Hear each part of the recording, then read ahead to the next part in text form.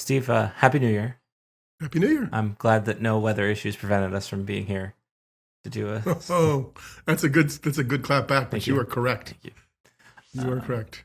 It's a slightly inside joke if you were paying attention over the last few weeks, and it's been a few weeks since we talked to you, but we're back. We're back on a more regular schedule now.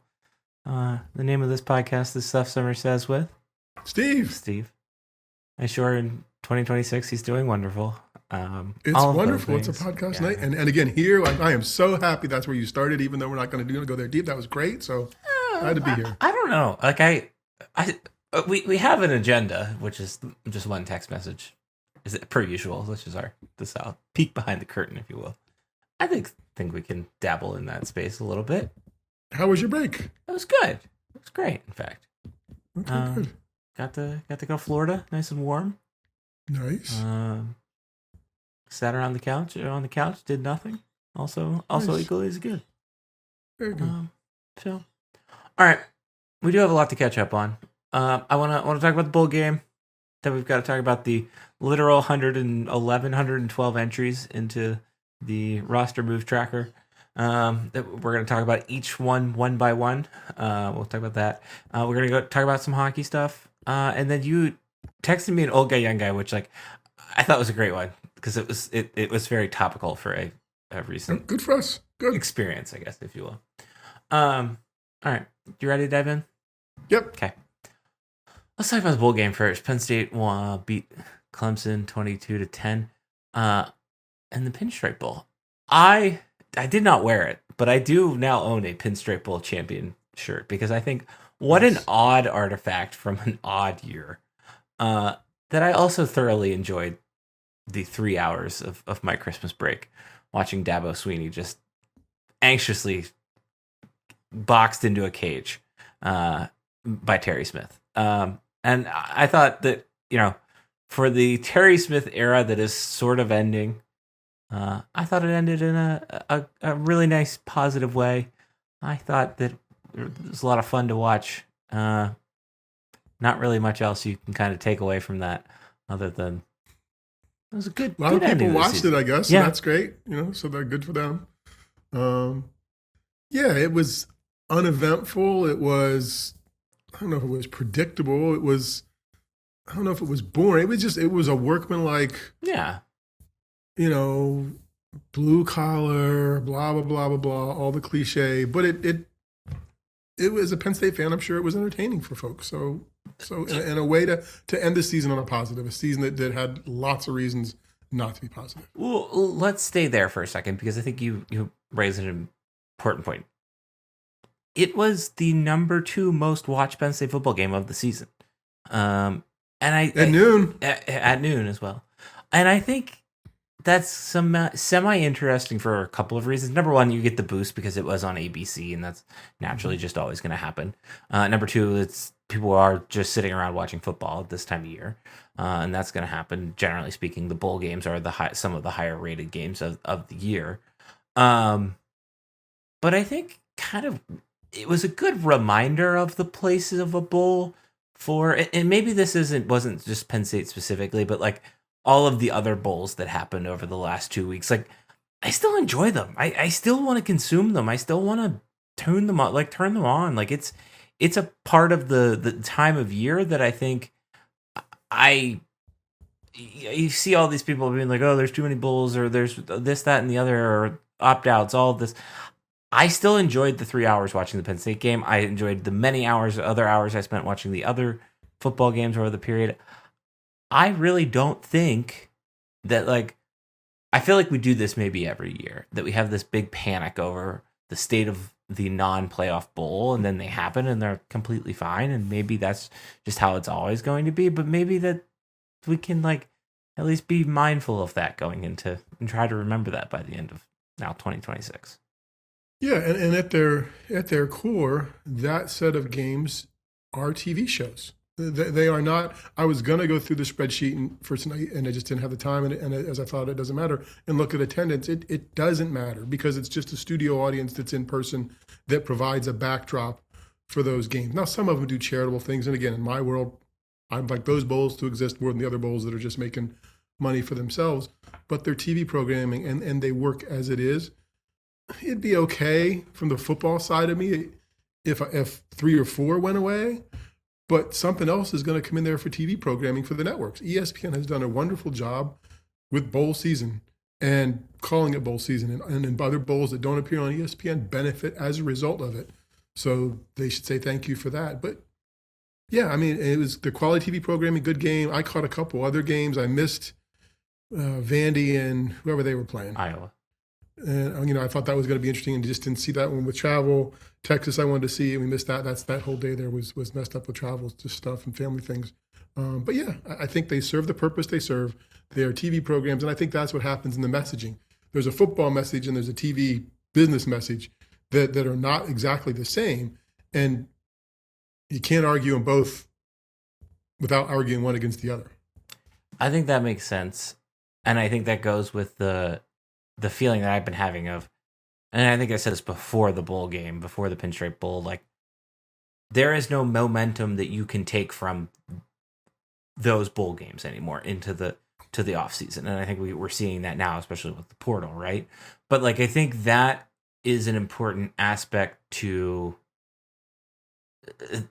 like the enjoyment factor of just kind of like, it reminded me a lot of the Michigan State game when Penn State beat Michigan State earlier this season. And it was just very much a moment about the present and enjoying the present, and the bigger picture was off the table. And I think this is going to sound like sad and lame, and you're like, of course I wanted Penn State to compete for a national championship this year, but like those are just as important, or those are just as enjoyable in some ways as the other big moments are. And I think it was a good recentering process that had a positive outcome over the last 2.5 months, really.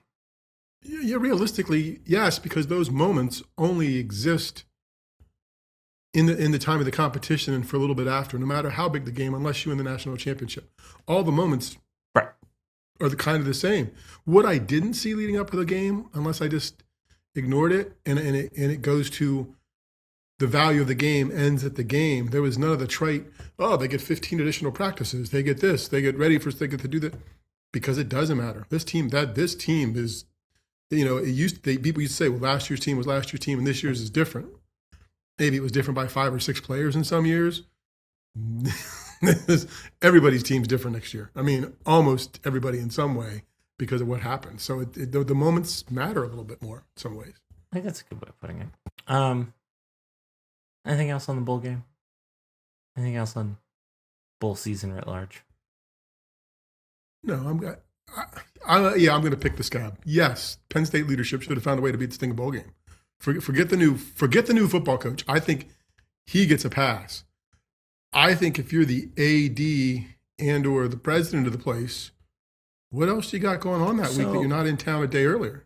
Let's be fair. Okay, pull me back. Because I don't disagree with you, because I did start the show with that joke. I think Pat Kraft was on the sideline. There was someone that looked like Pat Kraft on the sideline. I'm sure we could text some people and find out. However, it was weird, and as multiple people did point out in the media, which credit to them for calling this out, because I don't think that sometimes they've done a good enough job of calling out that side of Penn State leadership. It was weird that Clemson had all of their execs or all of their key leaders there, and not that Vinny James isn't important in this process for Penn State, and probably he was the other guy in the audio that was leaked, but like it was kind of embarrassing to not have Pat Kraft there at that moment at the press conference. It's the biggest bell cow piece of your athletic program. It's the culmination of the season. Be on board. Be in town. I appreciate it's the holiday season. Maybe you're doing something else with your family. Sucks, folks. This is a week we're going to be in New York City. We're not going to be able to do what we want, and I mean, that's all. It's a bad look. It's a bad look because the players had to be there. The coaches had to be there. Everybody else had to be there. And I see pictures and videos of fans getting up at the crack of dawn. And I know that there was a snowstorm or a sleet storm that day, or ice storm. But you see all these people getting up at the crack of dawn to go spend all their hard-earned money. it was it left a bad taste, I think, in my mouth. And I think the other thing that is important in that situation is that is probably one of the maybe, like, we may not hear from Pat Kraft publicly until the summer now, right? Like, with another press conference. Generally speaking, there are 3 press conferences you get, more or less 2 to 3 you get from him a year, and just thought that was a miss. No, I think that's fair. I don't want to go too hard. Maybe I was going too hard, but I think it was a miss. You're right. I think it was just a miss. Okay, let us stay in the football realm, as we do. There have been, hold on, let me get the numbers to you. The latest number as of counting this podcast, which is happening at 7:47 p.m. on Monday evening. There is 1 player going to the NFL draft, 21 out of eligibility, 31 returning, 41 transferring out, 32 uncertain, and 19 transferring in. That is the current present makeup of kind of Penn State's roster. What's the difference between the 1 and the 21? What's the difference between one going to the NFL draft? This is a point that I wanted to discuss today on the podcast. Okay, good. I did not know that. So, because I'm glad you brought this up. So the difference is Vega Ione is the 1. He is the 1 in that he was a redshirt junior. Okay. So he still has eligibility left. So he declared early for the NFL draft. The 21 that have no eligibility. And he's Ohio State push the cart guy. Yes. Okay. The 21 that have no eligibility do not have any eligibility, as we understand the eligibility rules, which that's all murky anyways right now. But yet, like, every single one of them, a lot of them have said, I'm declaring for the NFL draft. You don't have an option. You're out of Gotta get a job. Time here. Go get a job. Yeah. Bye. Great. I just didn't know. No, I'm glad you brought that up, because that was a sticking point. That has become an annoying, frustrating, weird trend. I don't know that I've seen enough education around that over the past few weeks, and I would have liked to see a little bit more education by the media on that standpoint, because I think it's just kids taking a term, saying they're using that term to say they're leaving, and nobody calling them on it, and just going ahead with it. Hey, thank you to Penn State. Looking forward to what's next. Right. Nothing. Not that I'm declaring for the draft. Hope to play professionally, whatever else. Yeah. And their shot is probably spring ball if they're really smart about it. Yeah, we're feisty today. Or summer ball, or whatever it is. We're feisty today. I think all of that being said, I think as I look at these numbers, I look at the names attached to those numbers. There have been 114 entries into the roster moves tracker since 11/5/25, and most of those have come since the 26th of December. There isn't really anything that's surprising. There isn't anything that's alarming. There isn't anything that's concerning. And I think, honestly, for the most part, Penn State has survived whatever the mass exodus could have been, maybe. As well as kind of Matt Campbell has appeared to have done a nice job of keeping key players that once around, and also bringing in key pieces like Rocco Beck coming in, and some of the safeties and wide receivers and tight ends that, the one tight end from Iowa State is a all Big 10 or all Big 12 tight end. So I think all of that is to say, all of that worrying wasn't for nothing, but it was credit to everybody involved for keeping things relatively steady and stable. Yeah, I mean, for me, we're just watching it a little bit, not probably paying as much attention as you or some others. The surprise expressed about the number of Iowa State kids showing up, or oh wow, there's this kid from Ohio. Well, no kidding. Like, they were all coming. Anybody who was any good was coming. So that was the only part that I've been kind of not underwhelmed by. I was like, oh, of course, Rocco Beck was going to be the quarterback however many weeks ago when Campbell was named the coach. He just was. You're not going to stick around with a new coach. You're going to go to the new place. You're going to go with the guy who's got you there. And I I think that's fine. I think he's going to probably end up being pretty popular. So I it'll be think fun to watch play out. I think what's interesting about him in particular, number one, he reminds me a lot of the way Trace played on film, at least. And not that we are film gurus by any mean, but he just kind of has that little bit of scrappiness to him. Number two, it was interesting to learn that from friend of the podcast, Matt Fortuna, that LSU made a push on him. But I think to your point, it makes sense why. We often hear, particularly with quarterbacks, they don't want to learn another system.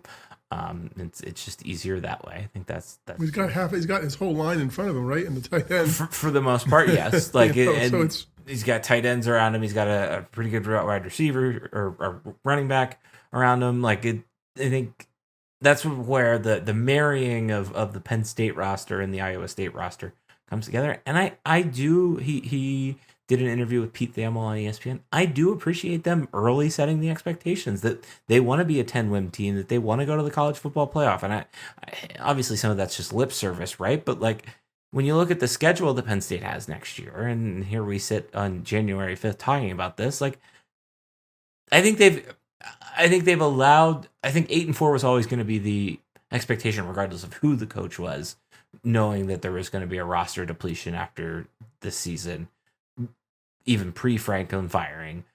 But then when you look at what talent is available, 8-4 feels really like the floor. I think moving forward, and we'll see how that kind of grows. Is it? I like that Rocco comes with his father too. I think that's great for the program. I think Anthony Becht, who coaches pro football, played at West Virginia, played in the pros, vocal on social media, not a bad thing for this. It's kind of like the offense. We now have an offensive guy with him and a defensive guy with LeVar Arrington in terms of coaching fathers. I like this. Player fathers. No, that's a good point. And you had Zaki Wheatley's dad for a couple of seasons there. I think what's funny about the Anthony Becht thing is, of course, that he coached in the AAF, which is of all of my favorite obscure football leagues, might be my favorite. No, I think I will say I the way Ethan Grunkemeyer matured, and we watched that from the Iowa game until the Pinstripe Bowl, I can understand, and I certainly was of the mindset that I would have wanted him to at least stay, maybe not necessarily in an ultimatum between him or Becht. But all of that is to say, I also think it's going to be interesting to watch to see how we love James Franklin. We love James Franklin. That's what all we heard from the players in the aftermath of the firing and all season leading up to that point. And then how many do follow? I think that's going to be interesting. Because now you have a comparison bar of 19 that were from Iowa State. And how many are going to follow to Virginia Tech for James Franklin from the 41 that are transferring out of Penn State? How many are there now? 7? No, 3. Is that all? Yeah. You have Grunk, you have Grunk, you have Matt Henderson, and you have Dan Jennings. Okay. I think it's a comparison. I don't know that it's an apples to apples comparison. I think it's fair. Because and not for anyone from Iowa State who's now going to listen or starting listening because they're now at Penn State, it's a step up from there to here. From Penn State to Virginia Tech isn't necessarily a step down, but it's not a step up. And you do have other places perhaps to go if you were good enough. And Chaz Coleman is leaving and isn't going to follow him. He's going to Ohio State. Ohio State, yeah. Right? So, yeah. But yes, I think it's fair to look at it. But I think this is a big opportunity for all those Iowa State guys who didn't get a look from places to come and improve themselves. I am interested in that. The other big news that we didn't talk about, Danton Lynn coming back, is a funny moment for me as a fan, because I just missed him by a year in school. His senior season was I think my junior season in high school. But I have friends that were in class with him, and it's just kind of weird now. And it's start to recognition of getting older. No, it's a cool return for someone who has a connection with the program and knows what he's doing. Apparently, so I think that's going to be good for them too. Yeah. So, yeah, I mean, there's only a couple of people have stuck. Very few. I mean, he's coming back. Terry stuck around. Dan Connor's still here. Trace That's is about it. probably staying. Yeah. Okay. Um. And I think the angst over that change was overblown too. I think these coaches can coach. And again, I think you coach with the people, and mixing terms and splitting staffs just to tip your hat to say that you care about Penn State would be silly. Pick your people, and you are now Penn State. No, that's fair. Yeah. No, I think that's. Yeah, and I mean, I think everybody that left to go to Virginia Tech for the most part, or Deion Barnes going to South Carolina was Stan. Good for him. Drayton. I think that I think everything made sense there. And I think Deion Barnes is going to be a defensive coordinator in no longer time or pretty quickly, and then I think he's going to be a head coach when it's all said and done pretty relatively soon. Okay, that's kind of it for the news. Anything else? Anything you want to discuss transfer portal wise? No. Okay. I mean, I think you covered it. It's weird. I'm glad it gives people that want to embrace it the opportunity to embrace it. For people who don't, it's a good time to just kind of shut off and just say, okay, show me my team in April. Yeah. I don't know. I think it's I said last year when 2 years ago when Julian Fleming committed to Penn State or came to Penn State, like I said, I really embraced it, and I really enjoyed it. I am interested to see how much of we've not had a normal experience with it yet, if you will, because Penn State was in the playoff last year, so that kind of changed some things.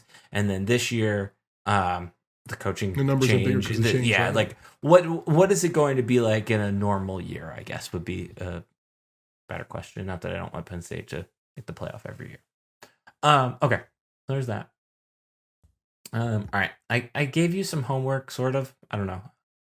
I said things coming in 2026 for Penn State, and then I left it at that. And you said, "Are we making, or do you have things coming on a list?" And I said, "Both?" ?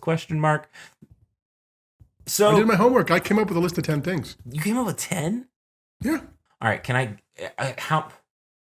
They are all legitimate. Are any of them philosophical things, or are most of them events that are happening?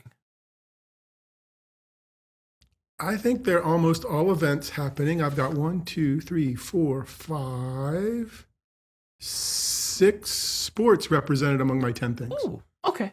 All right. I'm interested to see where this goes because this is going to be a blog post this week probably that I'm going to do, but I just wanted to spitball it live.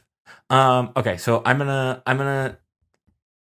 These are big things that we want you to pay attention to that are going to impact your fandom. That are going to. Okay, so maybe I won't have this. Okay. I think your 10 are definitely Show correct. me. Okay, so let me hear what I did wrong. Give me. No, I have 0 right now, so that is why I'm vamping a little bit. But I think first and foremost, the big one on my mind was Adidas. Is that on your didn't list? even make my list, so there you go. There we Good go. guess. Okay, I think that's going to be a big one. That's huge. I think not only from the standpoint of new branding, just in general, what is going to change with branding. I think that's important. No, that's the biggest one. That's clearly the biggest thing that's going to happen in 2026 is the arrival of Adidas. I think fan apparel. It's going to impact fan apparel. I think that's big. I'm also just interested to see kind of branding related, but what are obviously football's uniforms are going to say the same. What are basketball's uniforms going to look like? What are not the hockey team, but the soccer team's uniforms going to look like? All of those changes, I think I'm excited about. Everybody's got new kit reveals. Everybody's got all that stuff. New uniform. Everybody's got that. Yeah, no, it's huge all the way around. In the stadium branding, sideline apparel, stuff they're going to try to create as fan exclusives. You're a step closer to black and pink, I think, with this move than ever before. Maybe not next season, but you are a step closer now than you've ever been because of the change. So, yeah, I think it's huge. We need to get somebody from Iowa State on this podcast to explain the Matt Campbell and his love for the color black. Apparently is big. See, there's nothing. So, remind me, I forgot one CFP thing I want to hit on. Okay. All right. We can hit. Well, maybe it's that. Maybe let me do it off of Adidas. Okay. Go ahead. Okay. Go ahead. I think the playoffs kind of interesting for Penn State fans. You have 2 Nike teams and 2 Adidas teams playing each other, right, for the chance to make it to the championship game. No. So, Ole Miss is Nike, and Miami is Adidas. Yes. Okay. Yeah, I understand what you're saying. Yeah. Indiana is Adidas. Oregon is Nike. So in Penn State's new world of Adidas coming on, Penn State was probably going to be the most well-resourced. We were told they're going to be the most well-resourced Adidas group, surpassing what Tennessee did. A football team could win a national championship for Adidas before Penn State. Which is kind of interesting because I don't think a single one has. I think it's ever been a Nike school or a Jordan brand. Just a So that's derivative why of Nike. it stuck out to me. No, I thought about that a couple times, particularly with Miami. It's like Miami's uniforms, they're traditional uniforms, like what you think of like the Jimmy Johnson era Miami uniforms. And they, they kind of went loud there early 2000s, but they're back to kind of that traditional uniform. I was thinking about that this week as well. Okay. What else is on your list? The first thing on my list, and you said coming for 2026, a football schedule. Oh, yeah. Good Lord, could we have a football schedule? Like, this bothers me a little more than the 6-day window does, because they have NFLified the college schedule approach. We're going to wait till the playoffs get over. We're going to find some spot in there and then announce next season's schedule. Tell people when you're playing games. So I was surprised it didn't come out the week after the Big Ten championship game, which was when they did it last year, which I think is a reasonable enough notice. But then as the playoff got closer and it didn't come out that in-between week, which would be Army-Navy week, that weekend, I was like, oh, it's probably not coming until 2026. And at this point, I mean, there's going to be an announcement probably of an announcement. Right, because they'll do a TV show. They'll do a TV show on BTN of it. It does seem like we were waiting on the Notre Dame USC situation to kind of resolve a little bit. Probably. But I don't understand why they can't just put up a graphic with a hold or a TBD or whatever there, and why the rest of the conference has to be punished. It's not like we're waiting on TV slots or anything like that. That's all done in May. Yep. I think this is a very legitimate gripe for fans that I've seen, and I agree with. They've just decided to make it a content piece, right? This is just where it's going to fit in the schedule. They're now going to have a schedule of content to churn out, because when Ohio State, Michigan is, and because that, when some other ones are. They know when, they have to know when almost all these things are happening. They just want to do, if I had to guess, as the NFL has schedule release videos, each of the colleges will have schedule release videos as well. No, I'm interested in that. Okay. There's going to be at least 2 coaching changes left. Have them both? Well, go ahead. Keep going. You have field hockey, which one. No. And then you have men's volleyball, which is another big one. And I shout out to Pav, of course. But then you might have some other coaching changes. That's where I speculated on my list. I speculated on at least 1 for women's basketball. And who knows, maybe 2, depending on how the recruiting situation goes with men's basketball. Like, I don't think it's impossible. And I think this is another thing that I've been noodling on. The BJC turns 30 tomorrow, apparently, or they're celebrating the 30th year. I don't know what the point of Penn State basketball is, besides just a money-making machine. Like, I think that's... And it's becoming more and more clear with the emphasis on hockey, more and more clear with the emphasis on wrestling, even volleyball, women's volleyball in particular. And it's kind of disappointing as somebody that cares about it. But yeah, I think that's a storyline. And here we are, Pat Kraft wanted 4 national titles. He's probably not going to get that, but he's certainly getting 4 coaching changes for almost certain. Yeah, I think men's basketball would, to me, seem unfair just because they aren't resourced well. Going back to your money making, they're not spending money just because we know they're spending in the lower half of the Big Ten in terms of roster investment. So to expect much more than what they're doing. Although what I did have on my list is a men's basketball ranked upset against somebody, like the annual ranked upset. Like that's on my list. Could happen tomorrow. Could right. It's just at some point this Tuesday season they'll beat somebody they're not supposed to at home, and people are like, oh, basketball, look at them, isn't that great? So that was on my list. But yeah. I think I joked about this. I don't know that we talked about this, but there was the quote from Izzo after they played Penn State at home in a very close game. And it was pretty much, you could have just taken the same quote that he said for the last 20 seasons And I know this is his final season. I'm glad he said it one more time as he went off into the BJC sunset. I think coaches do that to protect other. I mean, I believe coaches do that to protect other 100%. coaches.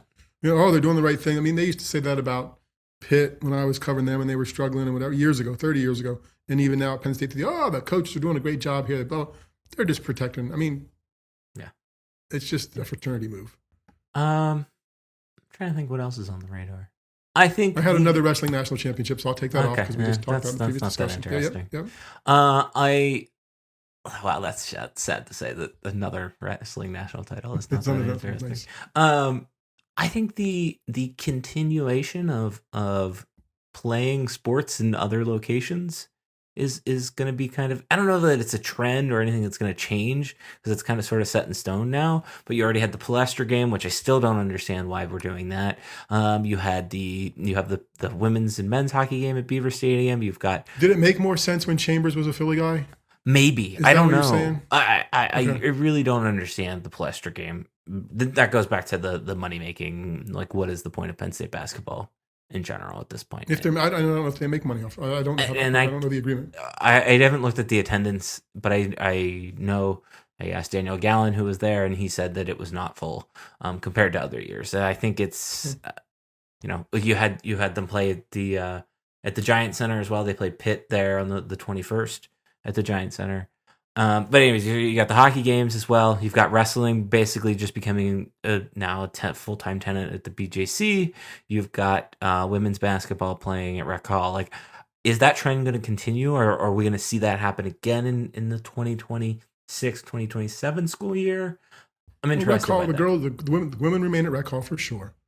I think they'll find the destination game for Penn State, and because Philly's the basketball town in the state, it's not like they're going to go to Pittsburgh to play somebody unless they go to Pitt to play them at PPG. But I don't know why you would do that when the Peterson Center's there with 12,000 seats, and you're more likely to fill that for the two of you than they are to get 16 or 18 at PPG. So yeah, the Hershey game I think makes sense, sort of.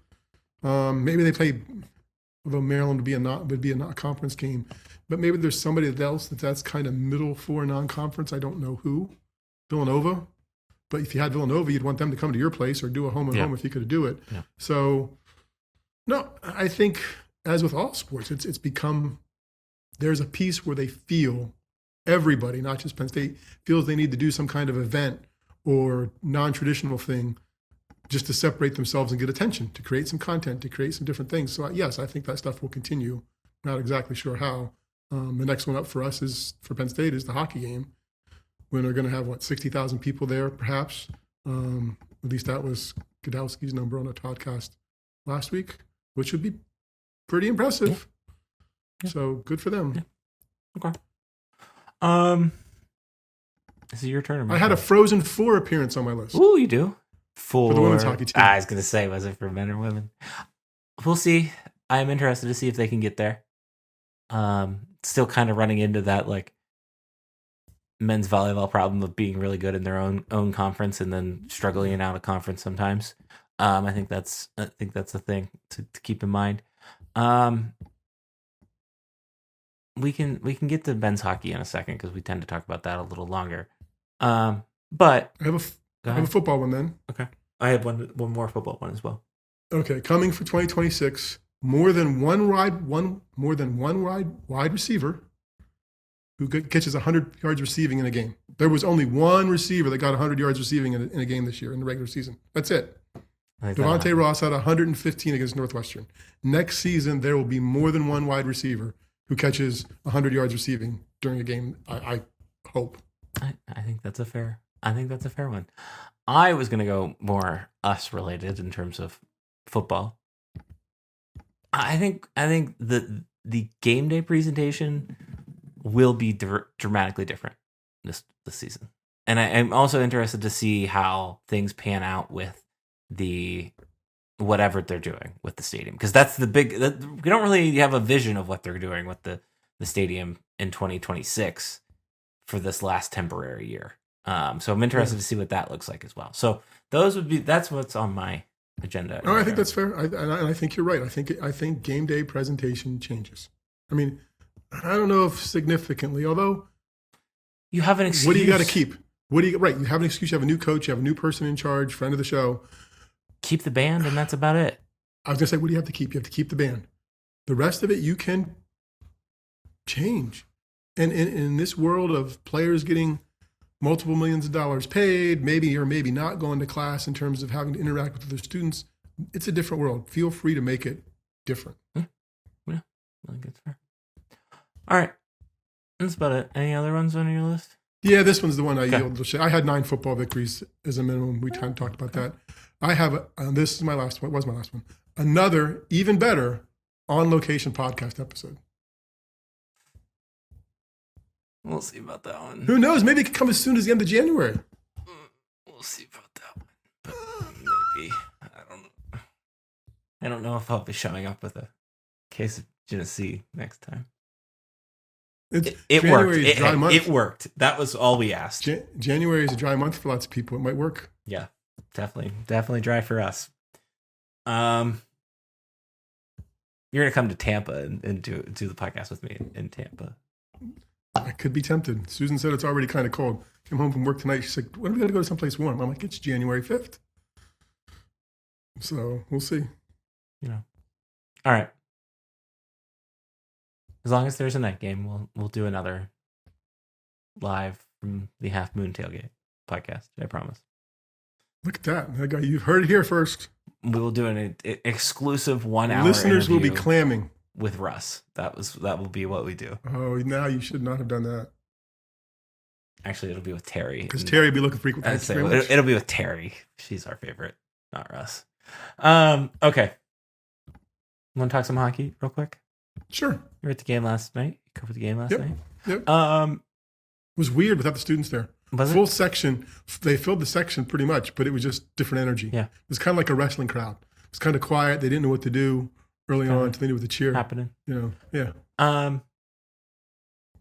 You texted me what about my expectations?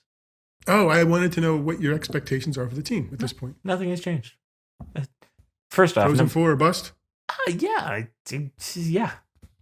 I mean, I think they're going to. I think it was evident, really, in both games, but particularly last night's game, yesterday's game, with Aiden Fink gone, how much they missed Aiden Fink, and that's no discredit to Gavin McKenna. I just think that the team tends to work better with Aiden Fink in it than without it. And I think they found their groove particularly well on Sunday. I think they needed to shake some of the rest off. They also could not hit the net on Saturday night. They must have shot the puck 150 times. I think they had 40 registered shots, and I think 88 and 44. Yeah, it was about half of them. It just felt like 1 out of every 6 actually hit the net. And I think that game goes differently.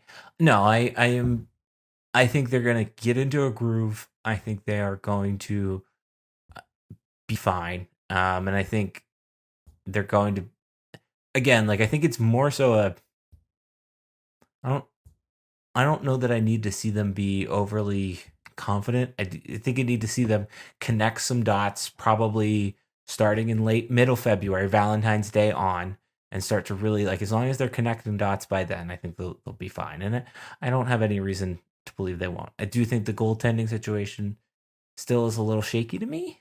Do you want one or do you want both better? Both better. It's just in general. I think, but it does seem like in general, even without Gavin McKenna there, they've started to play. This weekend they played much more as a team than comparatively to the first weekend of the season, where everybody was just being too selfish or selfless, rather, not selfish. Right. Yep. So no, they're fun to watch. I just think in Pat Kraft's world of 4 national championships, this was always the toughest one. Yes.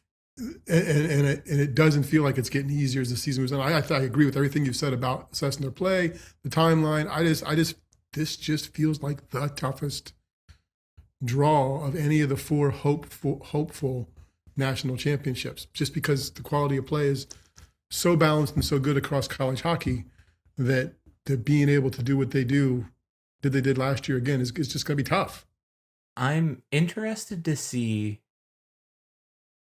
this is the biggest difference between really any of the sports comparatively maybe to football, because there is much more, particularly this year, there is so much more parity in the Big Ten that has made the Big Ten far more. I think this is probably the deepest the Big Ten maybe has ever been in terms of top to bottom. I think Minnesota, it's wild that Minnesota is very much the low man on the totem pole this season. Mm-hmm. I am interested to see how that moves, and this is more bigger picture thing, how that moves as the CHL pipeline is open. Like I think that's going to be a big change in college hockey, and I'm interested then to see how that translates for the Big Ten into the actual tournament itself. Can that get them more competitive against a Hockey East that they've routinely struggled against? How do they handle that? How will they handle some of the Western schools, the Minnesota schools up that way as well, where I feel like the Big Ten has always been, in some ways, just as Big Ten basketball is, and even Big Ten football, an annual beat up on each other and then take all of your momentum, lose all of your momentum come postseason time. I think you've seen that particularly in hockey as well. Yeah, and I guess that was kind of my mindset when I texted you that, like, what are your expectations? Because it's just going to, yes. Yeah, it'll be fun to watch. So, no, I'm now that football season's over, like, I think you and I will both write about hockey a little bit more frequently because there's nothing going on Fridays and Saturdays, so we can actually I can at least actually watch the games. Truth. So there's that. But yeah, I'm excited, and yes, I am excited to be at the outdoor game. We kept that a secret for quite a while, so good for you. And well played. Got some attention for it too. Yeah. Look at you knowing what you're doing. I know I'm done. Okay. Nobody stepped up and said, "Hey, you should have a sweater for." Nobody sent a sweater or anything for that or anything, did they? No. Okay. I only have the gray one still. So I did order another Chinese jersey for the Lightning game. We'll see if that shows up. It said it was supposed to show up in time. I don't think it's going to show up in time. So you should have it shipped to Tampa. I thought about it honestly. Okay, that's it. You have old guy, young guy. Yeah, and it is your winter car washing approach was my text. So you take your car out, your vehicle out, it gets a little salty. How much salt is enough? Do you have to do something? Is it an every time thing? Do you just stick and hope it's going to rain someday? Like, what's your approach? We're generally a hope it's going to rain someday kind of family. The reason I was interested in this is we went by this was this weekend, I think. Maybe like Thursday or Friday last week. We went by the car. We have many car washes near us, but the main car wash near us, and there was a line of about 20 cars waiting to get in, and there had been the ice storm or whatever, and so like there was some reason to have it. But then like I get back out on the main road, and I'm like, there's still salt on the ground. Like you're going to have to go do this again tomorrow. All that is to say, that's why I am generally like, we'll wait for the rain. Now, if it goes another week or so, I might take it because we have a black car and it's actually more so annoying when you touch it and then your hand gets dirty. It's kind of, That's fair. That's fair. Yeah, I'm usually a wait. Susan's usually not. But we had done a lot with the truck the past week. So it was to the point where it looked like it was a gray truck and it's blue. So I actually did it today, but if I'd gone to the car wash place and there'd been a line of 20, it would still be great tonight. Like there are things I don't do. One of them is lines at car wash. One of them is lines for food. Like we will eat later. We will wash later. But luckily no line in and out. And I don't do the automatic. I just do it myself. Like for $4, get the salt off, just to clean up. I don't need to pay. I mean, I just try to keep the salt off from getting whatever. So there's like that is the weird thing about where we live. There's like one place that charges you $12, and there's another place that charges you $8, but they're very different. And honestly, the one that does $8 just as good as the $12 or $15 one. So don't you have a gas station that charges you $4 extra for your gas charge? Then there's you pull in there and they do the sit there and does it by yourself. That one's on the other side of the street that is inconvenient to get to. Again, see, knock one. Yeah. Fair point. No, so the $15 one is right by our grocery store, so Yeah, that's why you wait for some rain before you do it. That makes sense. All right. That's this week's podcast. You have anything else you want to say today? No. Okay. No. Glad to hear it. Good to be back. Appreciate it. We have another podcast coming next week. I think we will, as long as there is something for us to talk about, we will continue on our weekly basis. I enjoy hanging out with Steve. Usually we got a guest next week. Yeah, usually in the summer we start to slow down a little bit. But at least getting you through hockey season, and then into the summer, we will continue to stay busy. There's that. I will have meandering, as I mentioned, 2026 things to pay attention to. We'll have that. There is an outside probability. It would need to ask around, poke around. We should be getting the financials relatively soon, over the next 2 weeks or so, for Penn State. So for the 2020, let me think about this. It would have been the 2024, 2025, last year, which would include the playoff. So that'll be interesting to get that. We'll do something on that. I might write about basketball depending on how their week goes. We're not going anywhere. That's all we're saying here. We'll have stuff for you. Yeah. Name of the website is stuffsummersays.com. On that website, you can find a section called With Steve. We have emails. Mine's Darian at stuffsummersays.com. Steve's is Steve at stuffsummersays.com. Perfect. 5 stars, thumbs up. Appreciate that. Appreciate everybody who made 2026 our biggest year yet, or 2025 our biggest year yet. Hopefully 2026 is our biggest year yet. So that was awesome. Can't believe Steve already on our first podcast of the year is forcing me to do another live show, but that's fine. You were the one who made the commitment. That's fair. That's all your fault. I didn't even push the rock at the top of the hill. I didn't even set the rock at the top of the hill. I just made a suggestion. Mm-hmm. You lugged that rock up there, set it down, and went. Well, right, and I literally lugged the speaker rock over. Might drop things off at the Samsung. Well, maybe I can bring the wagon, and we can get the wagon and roll it over. Might bring the wagon next year. We better plan. Yeah. Okay. So there's that. 5 stars, thumbs up. Appreciate that. Please subscribe. Lastly, you can find me on the internet at Stuff Summer Says. You can find Steve. That's Steve Samsel. See ya. Bye.